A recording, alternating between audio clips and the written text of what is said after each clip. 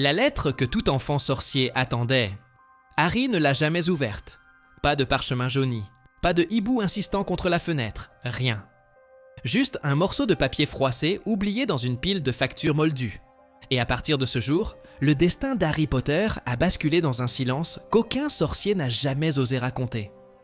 Car dans cet autre monde, Harry n'a jamais franchi les murs de Poudlard. Sa cicatrice est restée un mystère médical, son nom n'a jamais résonné comme une prophétie. Et l'enfant qui aurait dû incarner la magie a grandi sans jamais savoir que son sang portait un secret.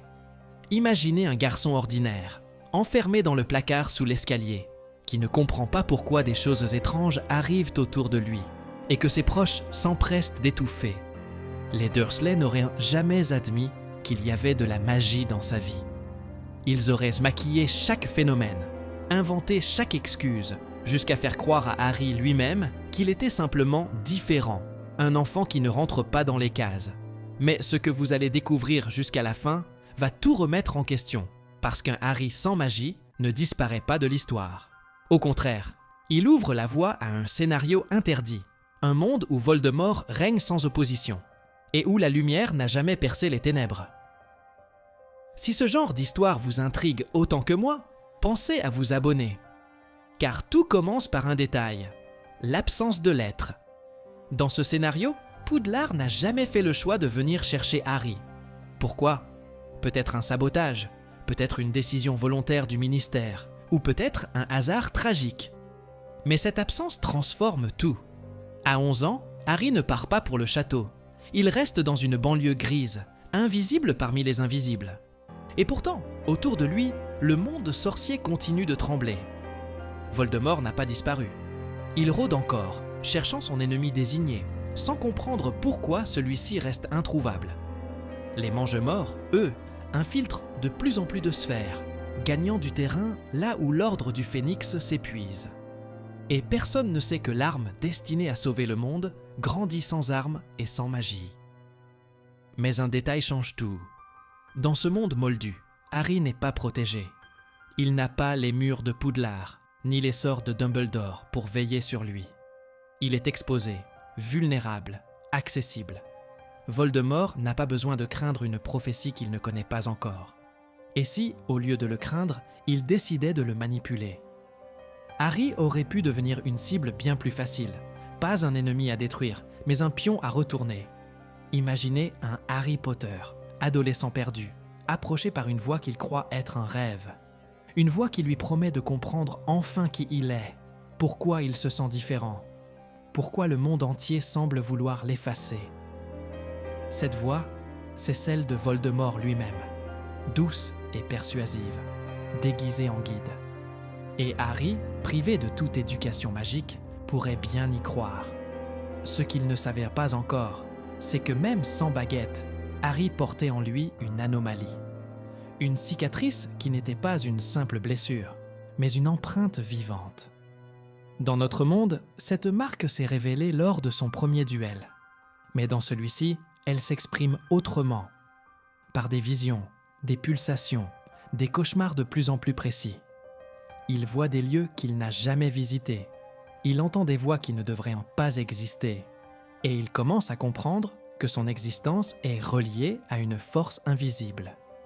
Pour un adolescent qui n'a jamais appris la magie, ces signes ne sont pas des avertissements, mais des malédictions. Et c'est ainsi que naît le premier basculement. Harry, convaincu qu'il est maudit, rejette ce qu'il ressent et s'enfonce dans une solitude plus sombre encore. Une nuit, il se réveille en sursaut. Dans le miroir poussiéreux de sa chambre, il croit voir son propre reflet.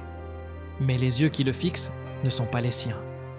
Ce sont des fentes rouges, luisantes, qui disparaissent aussitôt qu'il allume la lampe de chevet. Personne ne le croit quand il en parle. Il apprend à se taire, à enfouir cette peur. Mais chaque nuit, le reflet revient. Et chaque fois, il reste un peu plus longtemps. Mais ce n'est pas tout, car dans le monde magique, certains commencent à douter. Les rumeurs circulent. L'enfant de Lily et James n'a jamais rejoint Poudlard. Certains croient à une erreur, d'autres à une dissimulation. Rogue, obsédé par le souvenir de Lily, serait-il allé jusqu'à cacher volontairement le garçon au reste du monde pour l'éloigner du conflit ? Dumbledore, lui, aurait-il choisi de ne pas intervenir, pensant protéger Harry en le laissant ignorer son destin? Ou bien la prophétie elle-même aurait-elle été déformée? Chaque réponse soulève une nouvelle question, et chaque silence creuse davantage le mystère. Et c'est là que tout bascule une seconde fois. Imaginez Voldemort découvrant la vérité. Pas un Harry Potter sorcier, entraîné et soutenu, mais un adolescent fragile, vivant dans une banlieue moldue sans défense. La prophétie perd tout son sens. Voldemort n'a plus besoin de le craindre. Au contraire, il pourrait faire de lui une preuve vivante de sa puissance.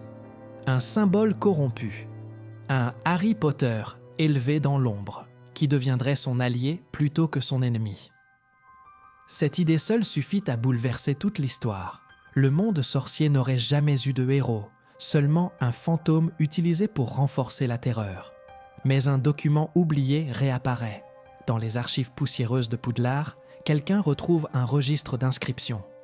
À côté du nom Harry James Potter, une marque noire recouvre l'encre, comme si quelqu'un avait volontairement effacé son existence.